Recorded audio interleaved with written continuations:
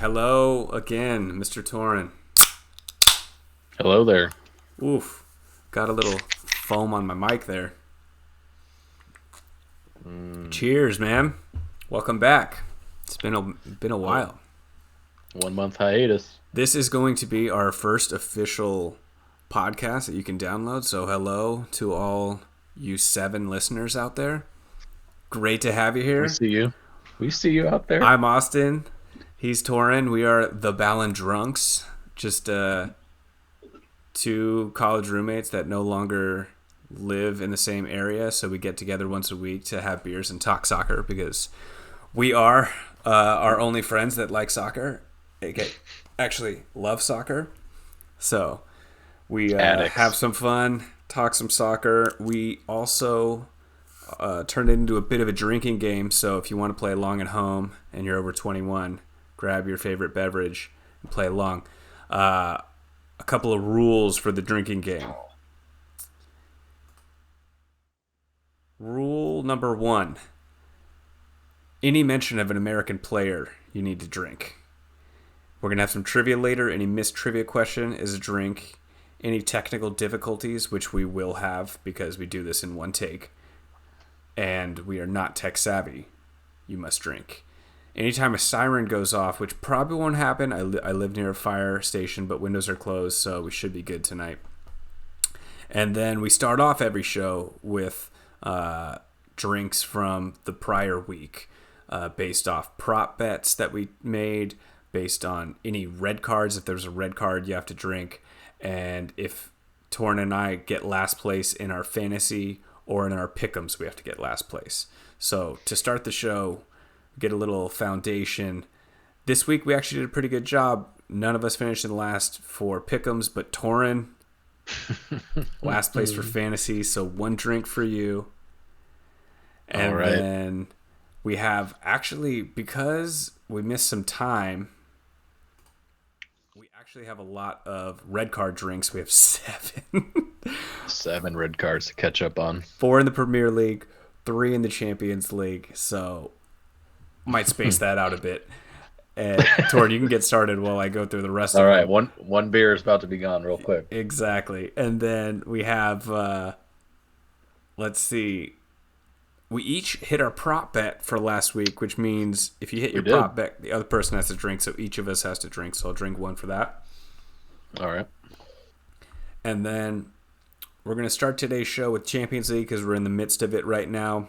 We're recording this on 3/14. So there's one more set of games tomorrow, which is Napoli, Frankfurt, and Real Madrid, Liverpool, which are probably over based off the aggregates of the first leg. So we're going to talk the other matches, and we're going to get into it. And then we're going to have some EPL, a little bit of trivia, and then Torn is going to end us with some story time as he went to an MLS game. How about Damn. that? DC United. Can't wait to hear about that. But let's get into the Champions League. Let's get right into it, Torn. Did you All watch right. today's game? Were you able to watch while you were working or highlights I only? I did not. I was highlights only today. But I did just watch both games as well as the games yesterday as well. So some pretty exciting moments in the Porto Inter game. If you want to start with that one, really tight, really stressful game all the way down to the wire. Uh, Well, so Porto first hitting the leg was I think 1-0 it was one Inter, yeah and one then they're zero going back to Inter. Portugal. Yeah, Okay. Inter at home. So Inter going on the road. Porto needs a goal to tie, take it to overtime. They're throwing everything at Inter's goal in sort of the latter half of the second half. Just everyone up the field, everyone in the box, getting balls in the box, ball bouncing around. I think they hit the post and the crossbar like in the same play. It was wild. Goalie coming up huge for Inter. Some like last ditch clears off the goal line. Just they gave it everything they had, and it just wasn't. They just couldn't get the ball across the line. That last sequence, which was all in extra time, was insane. because it was hectic. It wasn't pretty, but they kept hitting the post, hit the post and hit the crossbar. There was a clearance off the line by Inter. Inter defended so well that entire match. That was like, if someone's like, hey, what's the difference between Italian football and other league football? It's like, that game is the difference between Italian football. They are just... An English team goes to overtime there. For sure. Especially a French or Spanish team. But they were so organized in the back, and even the announcers who were English kept catching it as well. They were just back in formation almost instantly when Porto had the ball on their half. If they were maybe out of position on a counter or something, they would get so many guys back quickly, and it's just a really, really... it's something that you don't always see, and it's something that the players and the coaches should be proud of, because they earned it. They didn't score, but they held Porto, and it was such a tight game. Really exciting. I love it because it kind of, a lot of times we talk about the really exciting sort of high scoring games, but it also can show, with soccer and really with a lot of sports, that you can have really exciting low scoring games at the same time. This was a 0-0 game today. This was a really exciting 0-0 game because there were a ton of chances. 0-0 game. Ton of chances though. Like, you can have a 0-0 game that's just boring. Yeah, can. But you can also, have a game like this, which was, as exciting as a 3-2 game. It felt like leaving that game down to the last injury time minutes, and really on the edge of your seat. Really high skill game as well. A lot of talented players. I really like Inter's team, man. I was impressed with. Oh, man, I'm gonna butcher his name. How do you pronounce Chalhanoglu? Chalhanoglu? How do you... Oh, man, it's so hard to say. It's like C with a little undercut, which I don't know what that means. Like... Chalhanoglu, and then he's got a G with a little like umlaut over it, and I'm like, oh man, dude, no chance. But he played like a boss. He played like a boss today. They have Mkhitaryan played well. I thought Barella was actually their worst midfielder, and he's usually one of their better ones, but I just think he didn't have his best game. And then Lautaro Martinez, who I love, was really quiet. Holding the ball up Dzeko top. played great. He played great. Yeah. What is he, like 47? Still balling, dude. Still balling. I love it. But yeah, I really like this team. I'm excited to see what happens next round with them. Yeah, no, it's but definitely bodes well. They showed that they can play a game like that. That same type of game plan, formation, positional, prowess. They can go into any of these games where they're going to technically be the underdog, right, or be outmatched, even though they weren't necessarily in this game. But they showed with that mentality in this game that they can pose a challenge to anybody. Whoever they play, they're going to be a challenge. So I think it definitely bodes well for them in further rounds. The other side, the other match going on simultaneously, I had the simulcast going, so I was able to watch both. Simul. Yeah, Paramount Plus, shout out, nice job. Man City played Leipzig in England. They were tied going into it, but Man City ran away with this thing. Man. They got kind of a cheesy penalty at the beginning, but they scored 6 more goals after that, so it didn't really make a difference. But they were just dominating. And it shows the difference, I think, because De Bruyne wasn't there in the first leg. And they really struggled to create chances. But when De Bruyne is in the game, just by himself, he'll create 3 or 4 chances, like good goal-scoring chances. Yeah. And when you have a forward like Haaland, he's going to finish them. So it was just... So Haaland with the 5 spot. I think it set the record. Most goals in a Champions League game, I believe. Amen. Yeah, I buried the lead on that one. Yeah. So, just a total beatdown from the very, very beginning. I think he had a hat trick at halftime. It was 3-0 at halftime, I think. And they ended up winning 7-0. I forget who scored somebody else stuck in there and scored a goal. De Gundogan Bruyne got scored a one, and goal. De Bruyne got one. Yeah. Okay, yeah, Gundogan scored one. That's right. Yeah, so just complete domination. I mean, what we come to expect with Man City, which they kind of been falling off of that lately. They're 1-1 tie on the road at Leipzig, of struggles here and there in the Premier League. Obviously, still flirting with the top, but this was the game that we expected from them. This was the Haaland we expected, the De Bruyne we expected, just the team performance we expect when we put down our bet that's still out there. Oh, Man did we City get that to one win. in? Let's go. Yeah, Man City to win Champions League. I mean, okay, if you were able to place a bet right now, imagining we didn't have that one, just forget the odds. You have to pick the winner with the teams remaining. Wouldn't you still pick Man City? I mean, after today, you would have to. I think. I don't know. There's something about Bayern's scary. Bayern scares me a little bit there. So let's segue into Bayern. So they beat PSG 3-0 on aggregate. The second match in Germany, they won 2-0. No Neymar. I think they were missing somebody else. I can't remember though. But they were just the better team. Not that it was a landslide, but they were the better team. Were you able to watch that one, or you catch highlights? No, none of these I was able to watch. How come you never games. watch at work? Because I know you're the boss at work, but yet you don't have a side screen where you're watching. I mean, I'm doing shit at work. Touche. I mean, so much of my job does not involve sitting at my desk. I'm up talking to people. Like today, I was doing a training for people, so it's like I couldn't even have watched it if I wanted to. Gotcha. Doing big things, dude. I need to work on that. I need a new job that will let me do that. What you need to do is be like, okay, Champions League, whatever, semis, final, whatever is coming up. I need to block off my calendar now. That's what you need to do after this. After this recording, you get on your calendar and you block that off. Get my goddamn priorities straight. Yep. That's right, Torin. That's what we need to work on. Okay. Let me work on that. So I watched the game. I took some notes as I was doing it. And we have some Roy Hudson quotes that I want to send your way.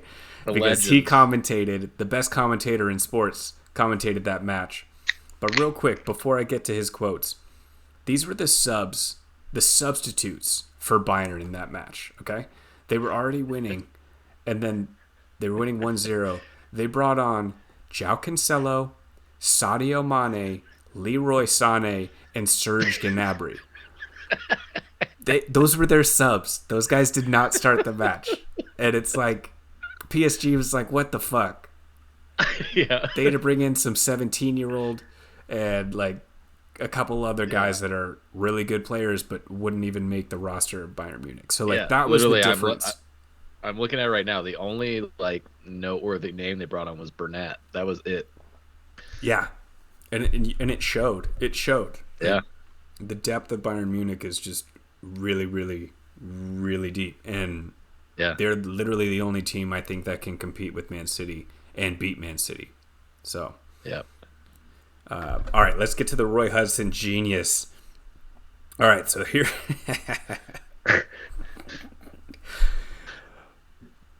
He opens up with coiled like a cobra, talking about Bayern Munich. And then he says, the best part is he's the color commentator. The other guy is just as vanilla as possible, which you kind of have to be when this guy's so colorful. But Roy just busts in and goes, so many little poker games going on down there. And then he called Musiala's like a Spanish bullfighter with his cape out. As he's what a save. He comes down like Tarzan swinging on his vine. And then Summer, the goalie, makes a horrible giveaway. And he says straight up, Summer fills his pants on that one.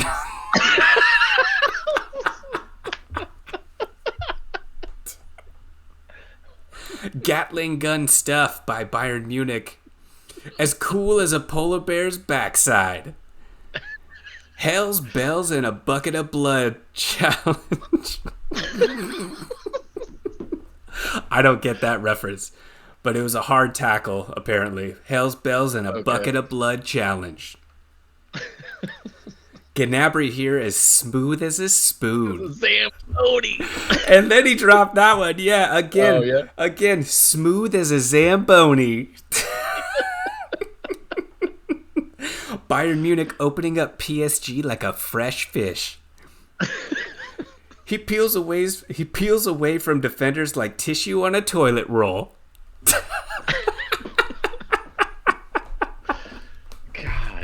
God, I want to see his notebook. And I just want to see these things. All of that is with a thick Scottish accent, which I am still working on perfecting. So maybe next time. Yeah. But so good, dude. When we finally get around to a little intro audio montage, he will be headlining that montage. He's on the show every time. He's such a star, dude. Love that guy. Well, that's great. Roy Hudson, cheers to you. This is for you. Cheers. Our hero. Okay, so Bayern are through. Any other call-outs? We had Tottenham. Oh, Tottenham AC Milan. Yeah. Talk about that one. What'd you think? Once again, real tight game along the lines of what we talked about with the Inter Porto game. I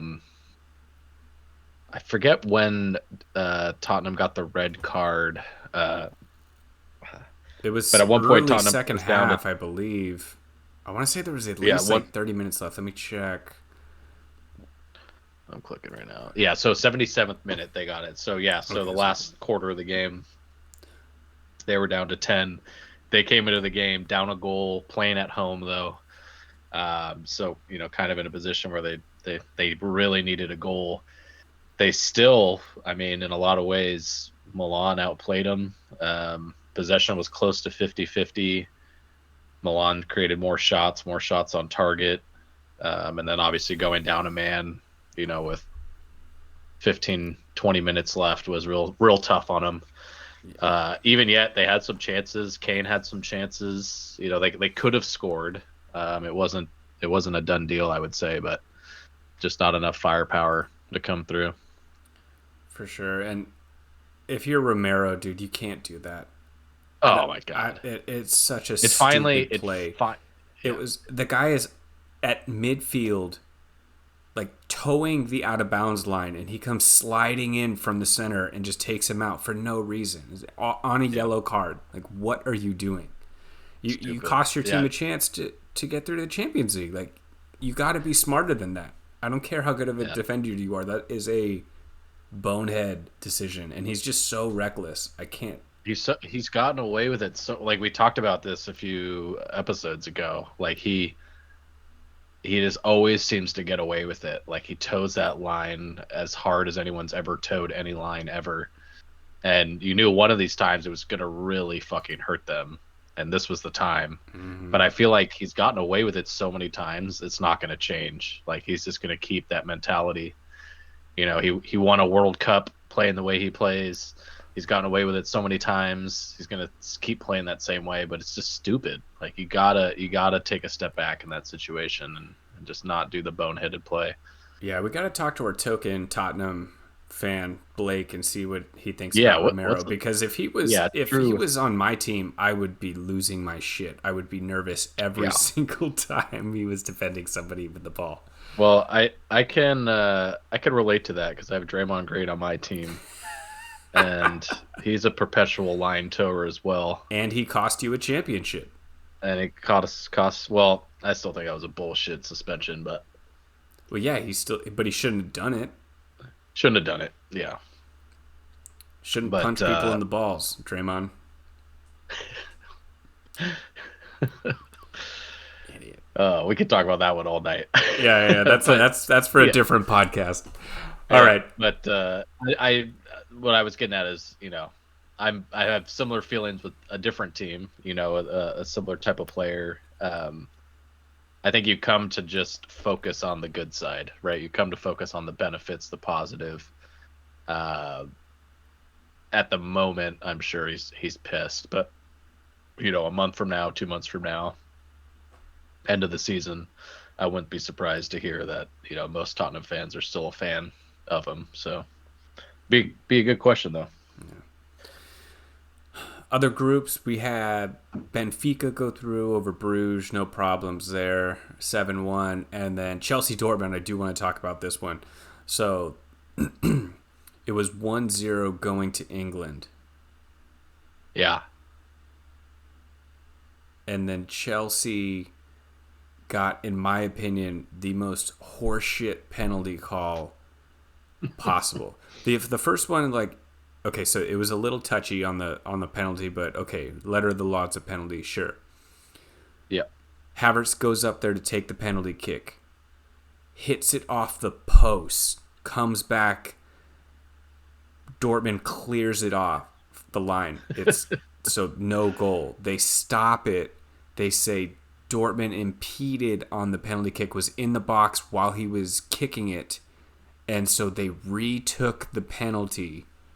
Mm-hmm. Gets a second try and he makes it. It was such a bad call, if you ask me. That you can call that on every single penalty. Every single penalty. And if you look on there, Chilwell's in the box too. So well, yeah. So I yeah. Finish your thought. I just think Chelsea are still trash. They have not this, like, oh, I saw all the newspaper articles are like, oh, Chelsea's back. They're whatever. Like, no, they're not. They're gonna get housed in the next round by somebody because they're not clicking yet, because they got this. They did look better. I will say they did look better in this game. Yeah. But their two goals were that bullshit extra penalty that they got, and then a goal where Sterling whiffs it.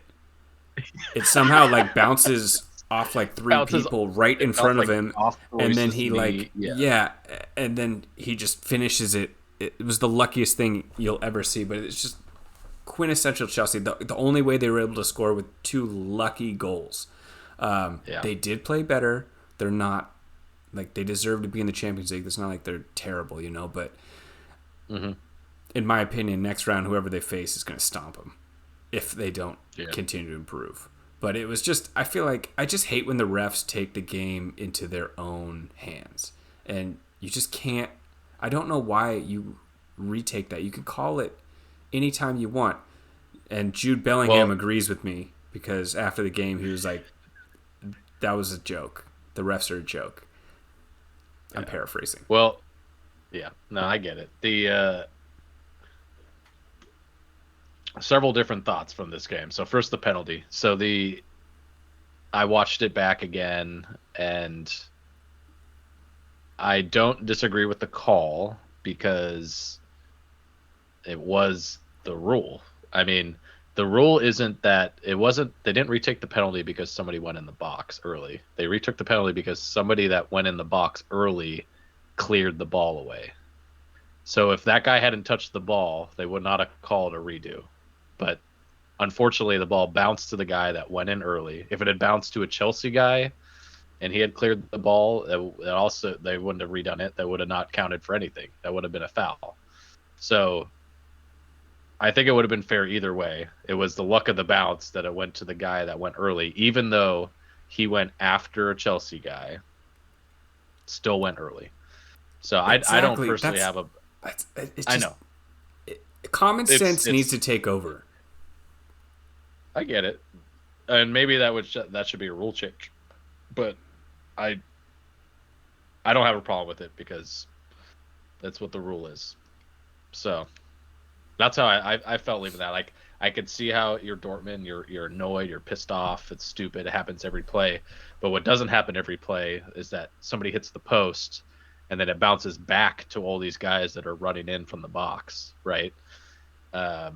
That's unusual. And so this unusual thing happened. The shit that happens every time actually became a foul and a penalty, or a penalty redo. So I get it. I would be annoyed. I would be like, what the fuck? But as a neutral party, I wasn't too upset about it. I agree with you 100% on your Chelsea outlook, however.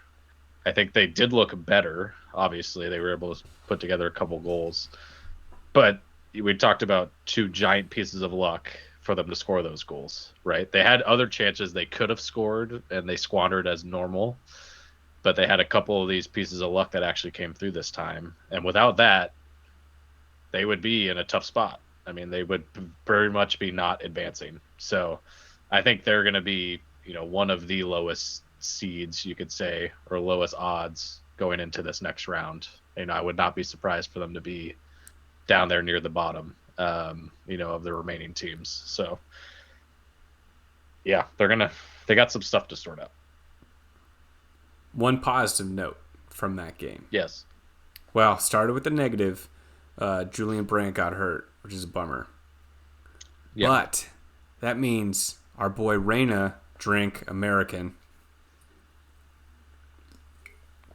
he got to come in to replace him, and he played fantastic. He looked so good out there. He looked comfortable. He looked confident. Yep. He made a lot of great plays for them. Oh, it was great to see. It was awesome to see because usually he's a reserve. He comes in at the end, plays 20 minutes here or there, and he got to play nearly the full game, and it was really cool that he stepped up and played great. So yeah, he looked really good. That was definitely a positive. And I gotta say, you brought up Bellingham. That fool was so mad that last, whatever it was, 15, 20 minutes of the game, I was surprised that fool did not break somebody's leg. He was playing reckless. It got chippy. There. It got chippy. There was a play where he easily could have just shattered, I think, Reece James's leg, who's his fucking national team teammate. Dude, it looked like he shattered it. I don't know how Reece James didn't get hurt on that. That looked bad. Or his knee or something. Yeah. Right? Luckily, it was really bad. His legs as thick as my body, so he was probably just fine. But yeah, that looked bad. But yeah, you could sense the frustration. It sucks for him. I'm bummed we don't get to watch Borussia Dortmund anymore because they're so fun to watch. I love that squad. Yeah. So yeah, I'm a little bitter, but it's a dumb call. Come on. I don't know. Chilwell was in the box first. You're only naturally gonna he's going in, I'm gonna go in too. I'm right next to him. It's just horseshit. Whatever. Yeah. Anyways, that's really annoying. Should we segue to Premier League? Yeah. Why don't we do that? Then we'll get into some trivia. So we go ahead. So we had 4 Premier League weeks since we last talked. So there's quite a few games. Was it really that many? It was almost exactly a month ago we last met. Damn. All right, so what do you want to start 16th. With? I really didn't go through every game or write down every game, but just some of the big things we missed. So last weekend, probably the biggest story of everything we saw was the absolute and utter destruction by Liverpool over Man United. Oh yeah. Did you watch these highlights? I did. And Liverpool, it was actually tight in the first half. It was tight. And then all of a sudden the floodgates opened and goals were just flying in. That second half got out of hand and then it was kind of over, Yeah. But it was fast. And yeah. Wow, you can see what Liverpool can do when they're at their peak is scary. And then they come out and they lost to who is it? Who was it they just lost Bournemouth. to? Bournemouth, yeah. And it's like a relegation team just beat them. So that's the conundrum with Liverpool this year. It's like that's the Liverpool experience right now, man. They're just not consistently at that level, but man, when they have the ability to be better than anybody on any given day. So, yeah, to be a Liverpool fan right now is crazy. Yeah, these stats from the game so Liverpool against Man U, one of the biggest Premier League rivalries going back to the 90s, and obviously even further. But since the inception of the Premier League, probably the biggest rivalry, at least up there with the biggest. 18 shots, 8 shots on target, 7 goals. 60% possession, just total domination. Just everyone looked good too. Against a good team, against a well-coached team with Ten Hag. A team that's been playing well. It's crazy. been playing well, players that have been playing well. So it was just one of those like once in every couple season type performances. I feel like that you'll see. And there was a stretch. I mean, basically it was 0-0 until the 43rd minute when Gakpo scored, and then they proceeded to score 5 goals over the next 20 minutes of game time. From the 43rd to the 65th minute, 5 goals. Just such a fast flurry. 20-minute stretch of destruction. I need to make a public apology to Gakpo. I've been skeptical of your skills, but he had some quality finishes in that game. Yeah. Thought both of his goals were really high class, so cheers to you. Yeah, and interesting in that game, it was a true comparison against him and then Weghorst on Man U, who was like supposed to be the answer to somebody getting Gakpo. Much more skeptical. Yeah, it's like I think he showed in this who the better player is. He's not even close. Like I never understood why they brought him on. Well, it's fine to bring him onto your team, but I didn't know he was going to be your main threat up top. Like, you got to be better than that, right? Your main starter. Yeah. Yeah, it's crazy. But don't get it. Yeah, that was a crazy game. So yeah, Liverpool's all over the place. They have skidded their way into 6th though, so they're creeping up the table. They're on the heels of Newcastle, only 2 points behind, but Newcastle does have a game in hand. Our boys from Brighton have 2 games in hand, so they can get back. So they can get back. Creep back up there, yeah. But yeah, so the Premier League's been going pretty crazy lately. Yeah, the only other big thing to touch on is just Arsenal. They're still maintaining their lead at the top. They're now even with Man City in terms of games played. There was a while where they had a game in hand over Man City, but they both played 27 now with 5 points, 66 points, 5 points clear of Man City. So still a comfortable lead up top. Getting through the stretch, the last month stretch. They had a huge comeback against Bournemouth. I think they were down 2-1 or 2-0 in that game. Came back to win. So that was probably one of the other biggest games of the stretch that we missed. And then, although Jesse Marsch is no longer the coach, Team USA, a.k.a. Leeds United, is in the relegation zone in 19th with 23 points. Mm-hmm. However, one win, if they win their next game, gets them up to tied for 14th. So it's a really tight race for relegation. The relegation race, honestly, is more exciting than the first place race right now because there are because there's so many more people. 8 teams within 5 points of each other. It's crazy. So it's gonna be really exciting coming down the stretch. Yeah, no, it's gonna be real exciting. Where's the gap here? It's so you were counting up to Crystal Palace, yeah. Yeah, 5 points separate. That's really 8 teams. 9 teams. Yeah. Oh, 9 counting the Wow. Right? That's crazy. That's crazy. All you need to do is string one win and a tie or something like that. That could happen easily. Yeah. A lot of these teams have to play each other. Huge win for Bournemouth over Liverpool. That I was starting to talk about it, but that Arsenal win over Bournemouth. Did you see the highlights of that? I actually saw part of the highlights, so not all of it. Okay. No, but the very so they scored, so they came back from 2-0 to tie it up 2-2, and I think it was like the 7th or 8th minute of injury time, and Reece Nelson just had an absolute blast from the edge of the box, just unstoppable shot into the top corner. So sick to win the game at home. It was crazy.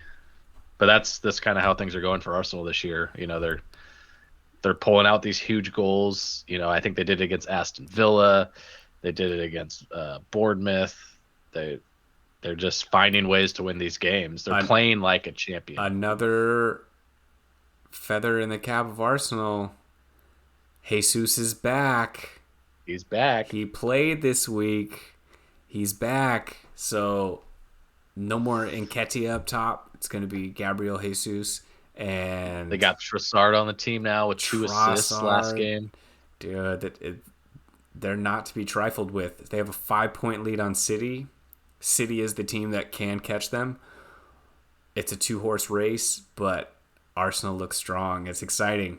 It's exciting to see because no one expected Arsenal coming to this year. Nobody, not even Arsenal. Yeah. I mean, they were probably hoping for a top 4, but no way did they think they were going to win. Come on. Mm-hmm. And yet here they are. Their team chemistry is out of control. Oh, it's great. They played really well together. All right. Fantastic team. Well, let's get into some trivia.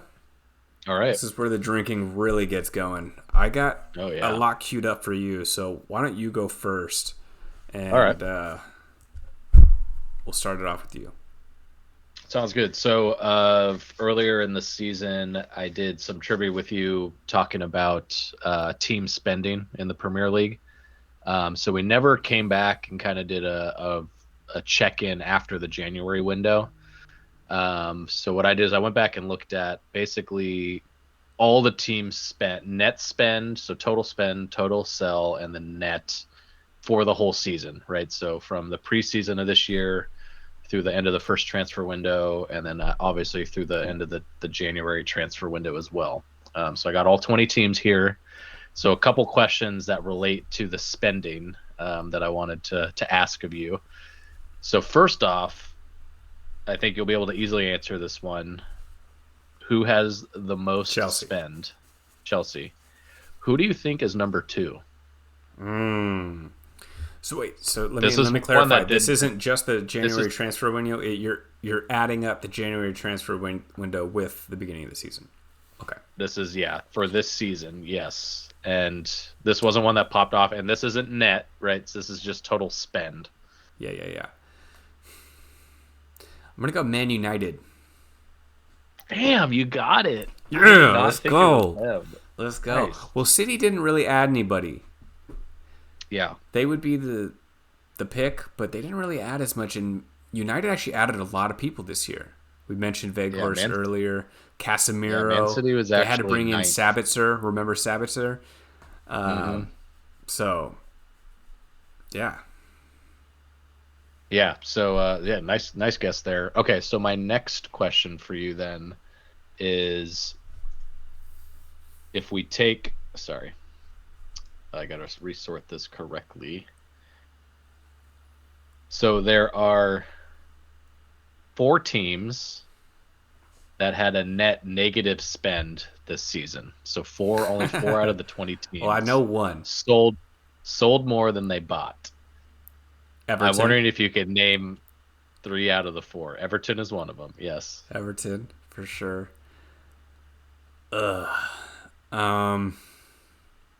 Sold more than they bought. Leicester? You got it. That's another one. You can tell I sounded confident with that one. It's got to be teams. So you still haven't hit. You still haven't hit the. Those are the second and third lowest net. So you still haven't hit the lowest net and the 4th lowest. Wolves?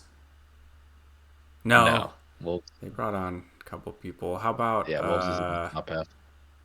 Crystal Palace? No, they're down there, but they're 6th or 7th. Southampton. 6th. Got to be. No, Southampton actually did some spending in January. Well, I definitely have a few drinks then. All right, last guess. Brighton. Oh, Brighton. Wow, they're top of the table too. I was not going to guess them because they've been doing well. I was thinking of all the bad teams. I know. They are. But you're right. They got rid of Trossard. Net negative 72 million. They sold Cucurella and Trossard. Great sell. Trossard, I think they should have kept, but Cucurella, whatever. Yeah. And then only brought in $50 million worth of players, so they were net negative 72 million. Okay. The one other one you missed is actually Man City, so they are actually a net negative, which is crazy. So you would never guess that. So 2 drinks for me. They're at net 8 million negative. Okay, So my last question for you then is reframing this in a different light, but a two-part question here. So I have the spends of every team. So I'm going back to spend now, not net, but actual just total spend. Who do you think has the best spend per point so far in the season? So you take their Well, total spend, we already divide it talked by the about it. number of points they Oh, have. it's either Who Brighton do or you? Fulham. I'm gonna go. Well, we just talked about it, so we got to go Brighton. You are incorrect. Oof. Damn. Is it Fulham? You are incorrect. Newcastle. You are incorrect. Yeah, because they actually did spend a lot. Damn. Who? Yeah. Well, then, is it Man City? No. They Oh my are. God, this is tough. Yeah. There's a team doing really well that Brentford. didn't. It is Brentford. Okay, fifth try. I'll take a drink So for that. they have spent $1.2 million per point so far in the season, edging out Brighton at 1.26 million, and then Crystal Palace at 1.5 million per point, and then you have Fulham at 1.6. That's an interesting way to look at it. So, yeah, so Brighton with the best ratio to point spend. At the other end of the table, who do you think is the most spend per point? That's got to be Chelsea. All right, that was an easy one. Easy. So Chelsea is of insanely beyond any other team. They are double the second place team They're in spend spending per more point. than other European leagues combined. Yeah. So so Chelsea has spent more per point than the second and third place teams combined. Who do you think is the second place team though? So you have 19 other teams to choose from. Who do you think has spent the second most per point? Big spending team that isn't doing well is Yeah. what I'm thinking. Mm-hmm. Is it Liverpool? No, they're sort of middle of the table in this ranking. They are I gaining. think They're gaining more now. they are But they're 10th, how about 9th or 10th. Leicester? No, Leicester's actually near the top here. They're at only Okay. 1.7 million per point. Oh, so they're actually not spending that much Yeah, they because didn't they're spend much, they're and low in the table. well, they were net negative on spend, right? And then Oh, so true, they true, true, true. they didn't spend that much, and they sold more than they spent. I'm not sure. Yeah, this was a tough one. This one didn't pop off the page at me, but it's West Ham Oh wow, they did make a at bunch of signings at the beginning, and they've been shit all year. $7.1 million per point so far.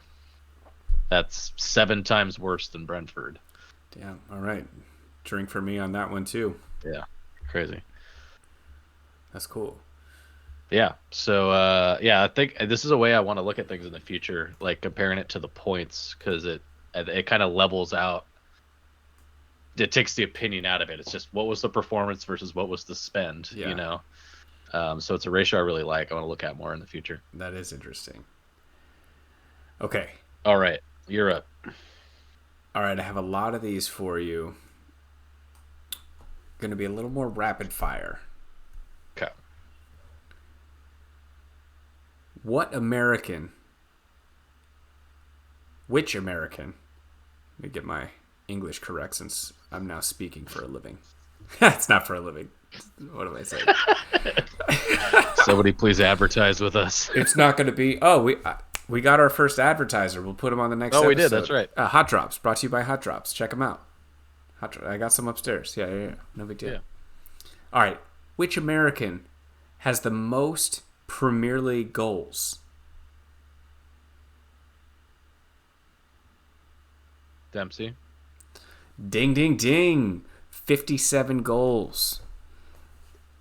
Clint Dempsey. Great pick. Which American has the most goals this season in the Premier League? Tougher one. Ooh. I'll give you a hint. It's a 3-way tie, so you should get one of them. So Pulisic. That's one. Ream. That's two. That was the tough one. And Aronson. Okay, so those are 4 Americans, so you got to drink 4. Drink. They each have 1 goal this year. Not a good year for American scoring. Mm-hmm.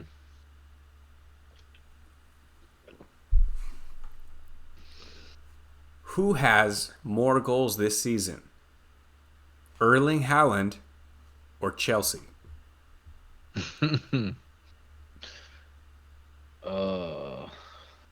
Haaland, I think. That's correct.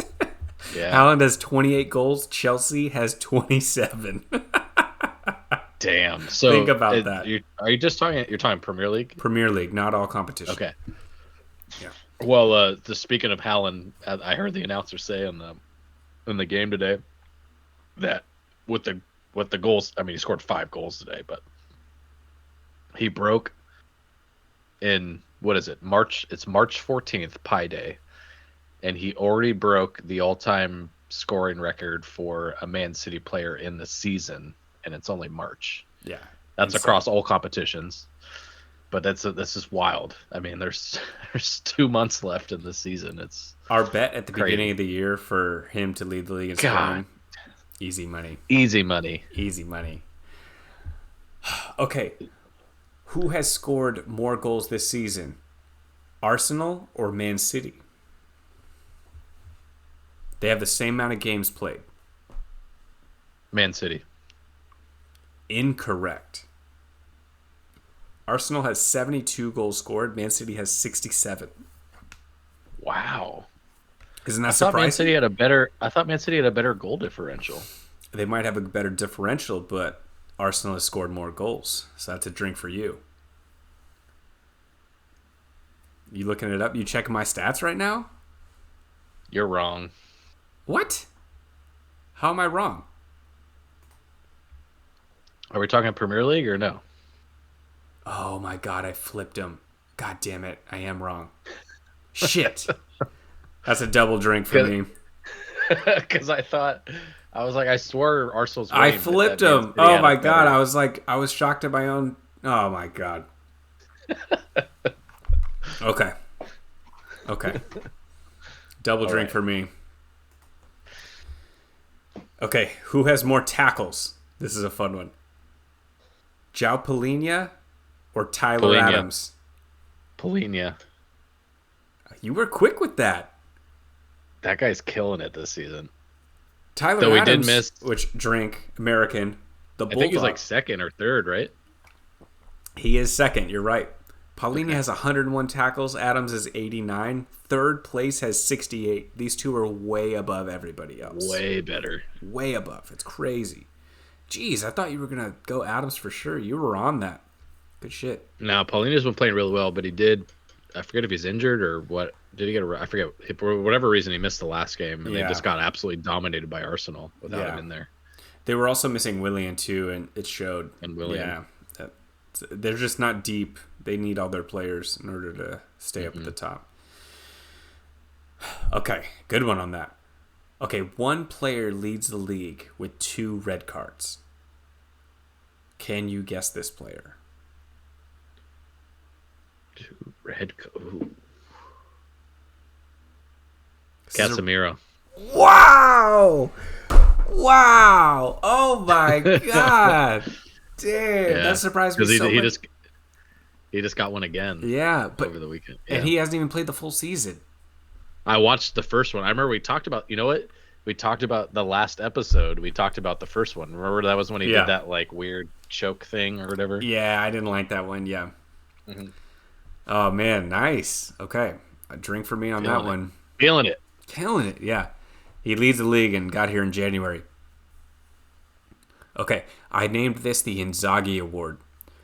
Who is leading the league in offsides? Oh, man. Who's going to be offsides a bunch?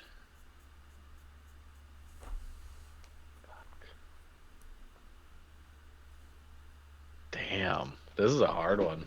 Well, it's got to be an offensive player, a forward, most likely. Yeah, but it could be like any of these teams. I'll give you a hint.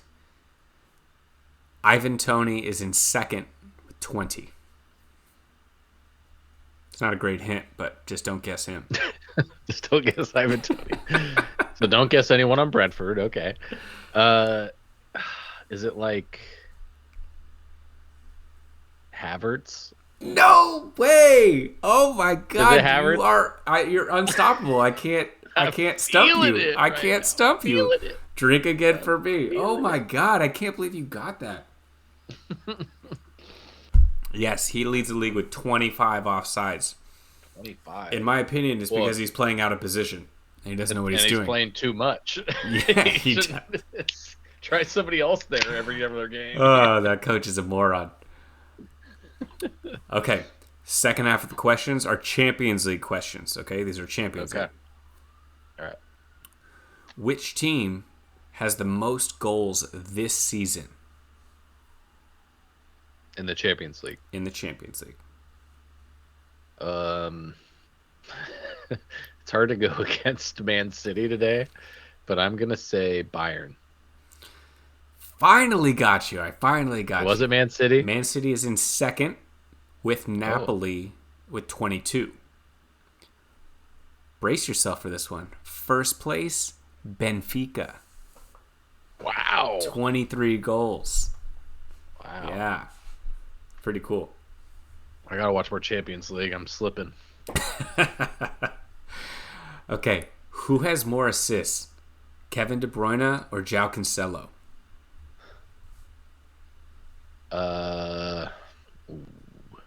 It's got to be De Bruyne.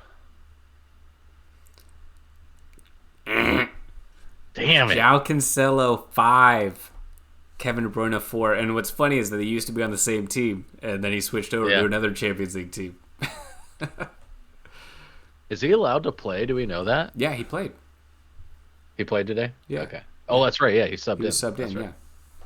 Not today, but yeah, last week. Okay. Okay, last question. This is a historical one. How many teams has Zlatan scored for in the Champions League? He has scored for the most different teams in the Champions League than any other player.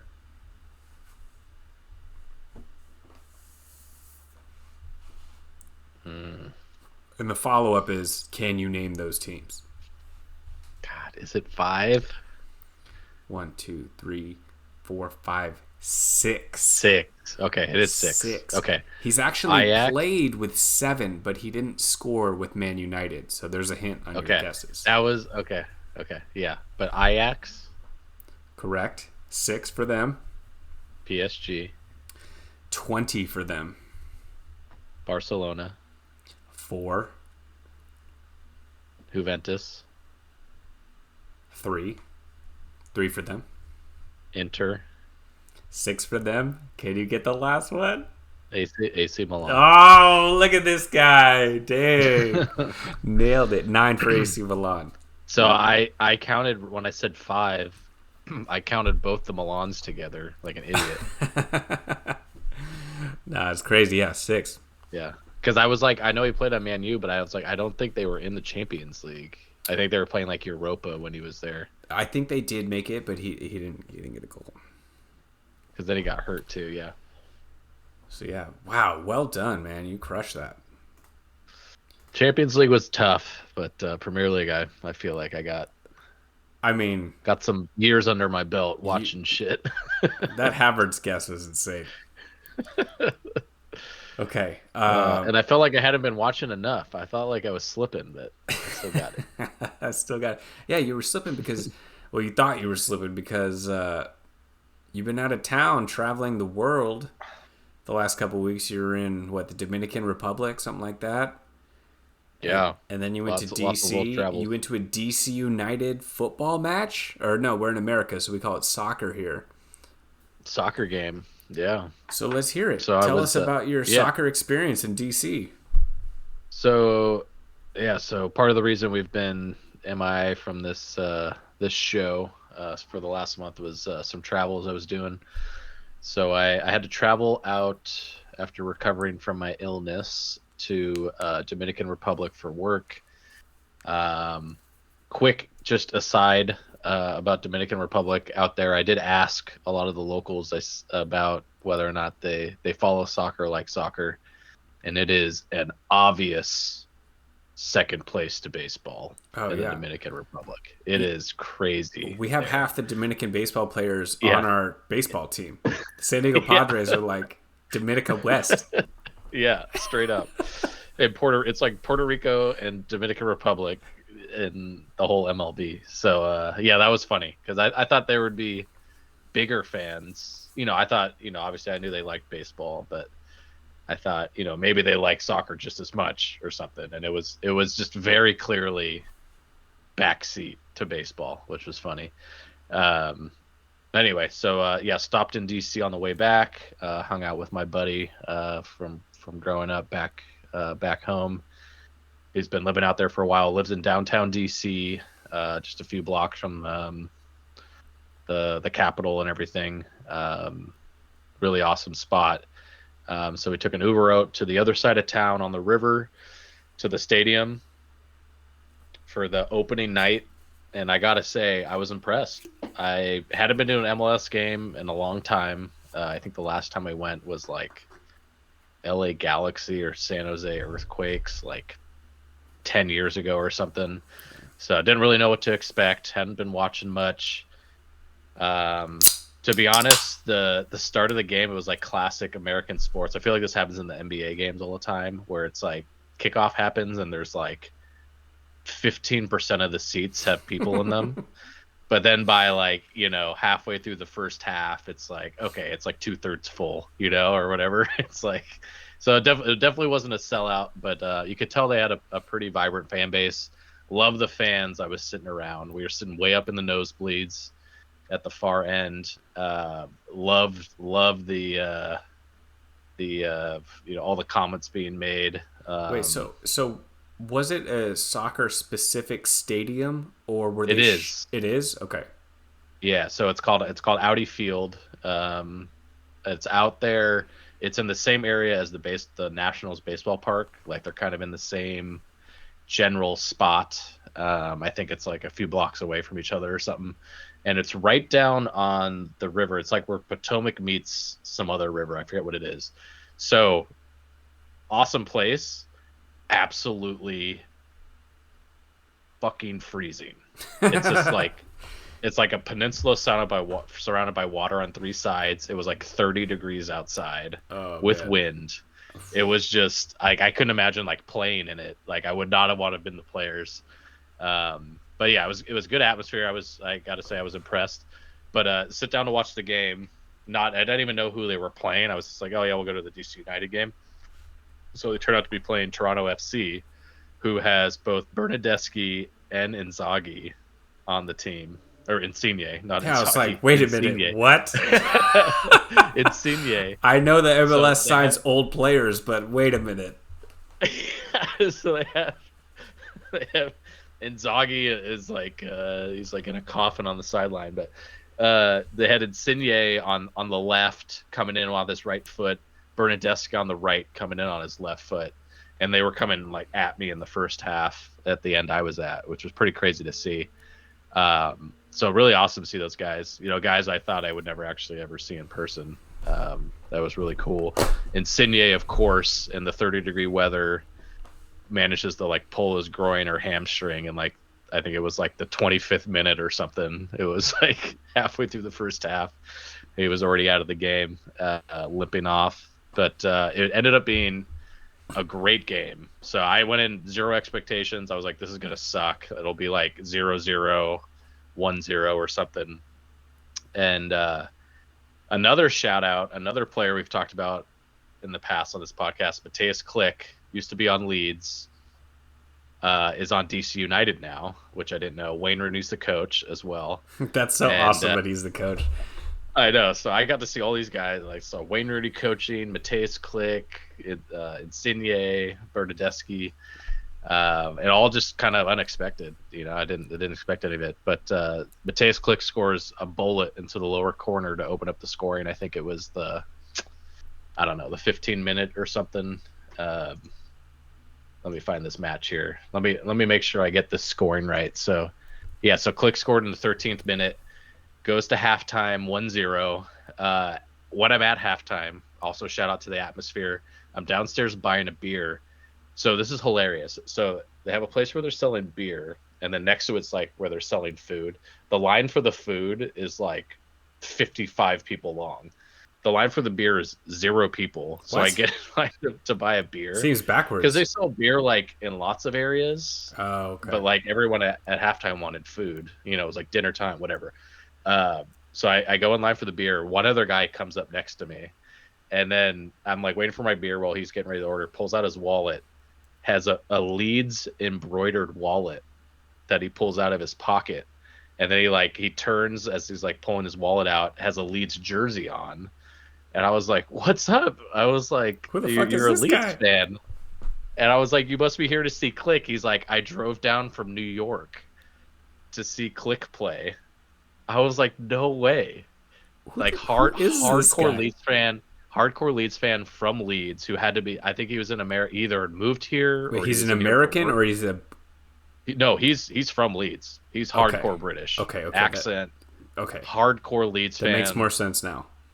Exactly, but he either had just recently moved here or he was here on business or something and drove down from New York to go to the game specifically because Click was playing. That's awesome. And he scored, which is awesome. Yeah, That's awesome.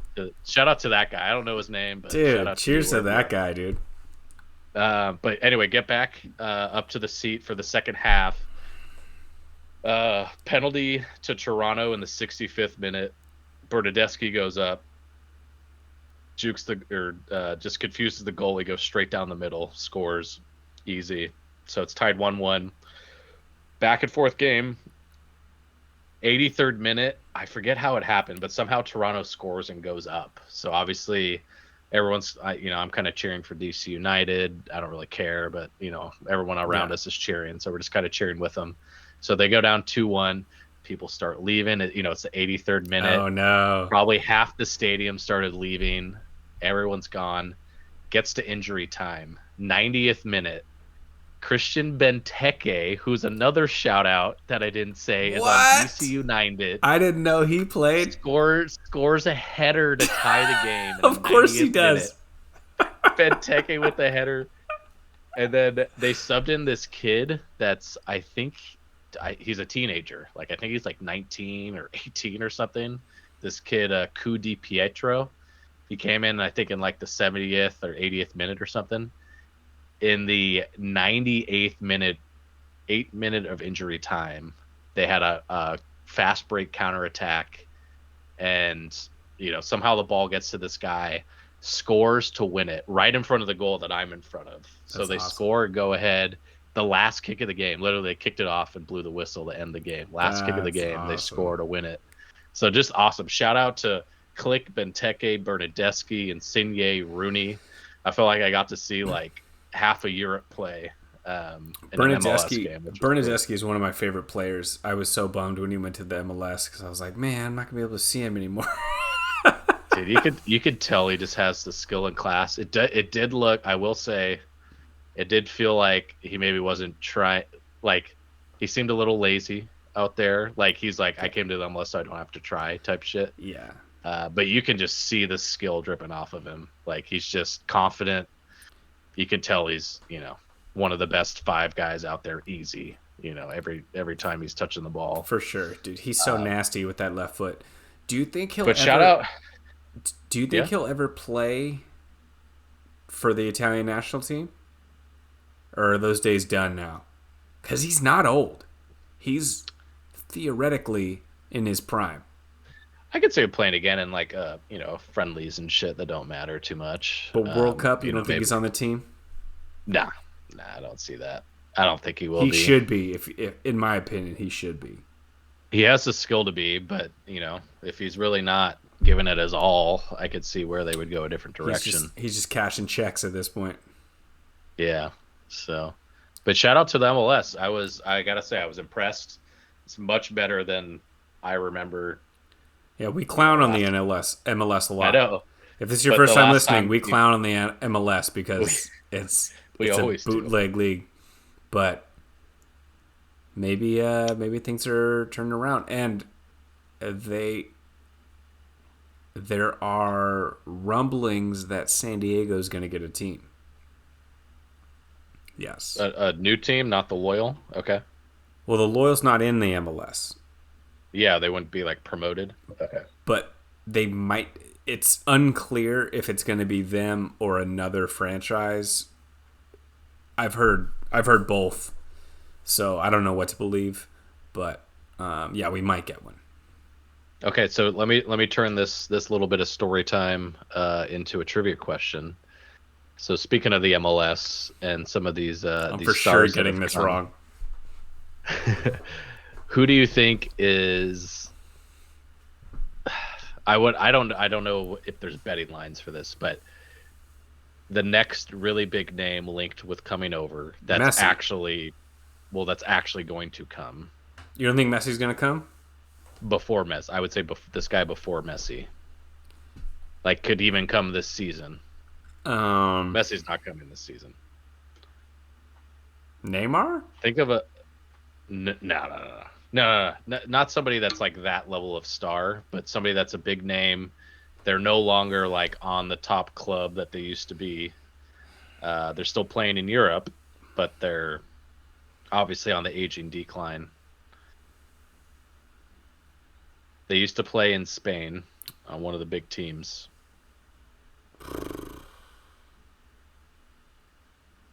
Lewandowski? No, they were not a forward or attacking midfielder. Oh. Modric? No, I don't know. getting closer. Marcelo. Ah, what? God, dude. Oh my God, he's older than us. See So that? I think he's still playing in Greece right now, but supposedly he's linked with LA Galaxy to come even probably this season. So Oh, man. probably at the end of his league season he'll be coming to MLS. So now we're out of material to go through, as far as our rundown goes. So I just want to let you know I came across a YouTube video that was James Rodriguez, and the title of it was "James Rodriguez is still good?" Question mark. And it was like it was highlights of him in, I think, China, right? He's playing in China. Oh, he was like in Saudi Arabia. I have no idea. I didn't want to come off racist as like a racist white guy, but he's in some Asian league, and he's just like, there are these highlights that are him playing, and it's just, you can tell on the highlights that like the competition is really poor, really poor. Oh, he's playing. No, he's playing in Greece with Olympiacos. Oh, what? Okay, well, this video he was. He might have not- been playing like in maybe he went there for a season or something. Yeah, that was funny. Dude, Greece can't have a great league either. Yeah. Dude, you know what? I think that's the same team Marcelo's on. Let me check. I think they're playing I together. wouldn't doubt it. Oh no, Marcelo's playing in Brazil. Never mind. Oh, okay. Yeah, he's on Fluminense. Okay. All right. Well, if you've made it this far on the podcast, cheers to you. And Yeah. if you want to check out our beautiful faces, we record this as a video for YouTube. So youtube.com/ballondrunks, and you will find us drinking our beers, sitting at home, and laughing at the MLS. But maybe we shouldn't laugh anymore. Apparently, it's pretty legit.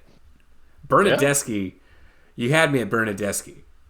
I mean, I saw two teams that had an array of European talent. You know, if I had gone and seen like FC Cincinnati against like San Jose Earthquakes, I'd probably have a different opinion. But I just want to I want to put a PSA out there to MLS, like, stop making AstroTurf fields. Like, this isn't football. Oh my God. This isn't football. Yeah. Like, yeah, you need to play on grass. It's a totally different game on AstroTurf. Oh yeah, it sucks. It's terrible. It's terrible. I wouldn't want to play. Wouldn't want to play on it. No, you can't slide. Well, you can, but it's not the same. Like the ball doesn't move the same. You can't kick it the same. You can't get under the ball the same. Like it's different. It's like it's indoor on an outdoor field. It's just That's another thing that just turns me off. The game is not as aesthetically pleasing. Yeah, no, and Audi Field where I went and saw DC United, it was grass, Good. and nice. It looked great. I mean, it's 30 degrees outside, but the grass looked perfect. I mean, if you could keep grass alive there, where it's like it was literally snowing that day earlier in the day, I don't see why you can't do it anywhere. So There you go. grass, baby. Grass. Yeah. Anti-turf. Cheap ass owners.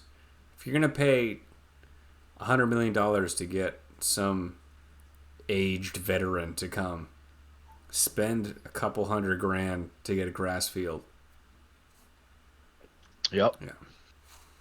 All right, cool. So we'll be back next week around this time. Yes, sir. We may want to up the episodes, maybe shorten them and up them to do like a end of the week, start of the week. I don't know. Yeah. We'll see. Yeah, we can work in. We've had some other topics we've been tossing around. We want to get back to doing our top 11s again. Yes. We're looking at doing maybe some shorter tidbits here and there, some shorter videos to get out, shorter content. So starting 11s, I'm there. Let's do it. Yeah, we'll do it. So let's do this more often. Hell yeah. All right, I'm finishing my beer. You finish yours. Have a good night. Cheers. Peace.